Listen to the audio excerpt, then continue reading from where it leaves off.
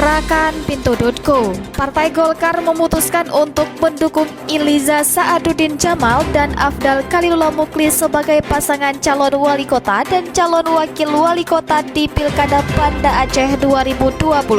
Penyerahan dokumen dukungan langsung dilakukan oleh Ketua DPD 1 Partai Golkar Aceh, Muhammad Nurlif. Nurlis mengatakan pihaknya juga akan terus berpartisipasi aktif dalam kampanye calon kepala daerah agar dapat menjaga solidaritas seluruh kader untuk bekerja keras memenangkan para kandidat yang diusung dan didukung Partai Golkar. Sementara itu, calon wali kota Banda Aceh Iliza menyebutkan dirinya bersama Afdal berterima kasih kepada Golkar yang telah mendukung mereka. Liza berharap para relawan dapat bekerja dengan sebaik-baiknya sesuai koridor yang ditetapkan penyelenggara. Relawan mesti pula santun dan fokus dalam meraih simpati warga Banda Aceh. Mau tahu berita terupdate tentang Aceh? Baca berita selengkapnya di Pintu.co.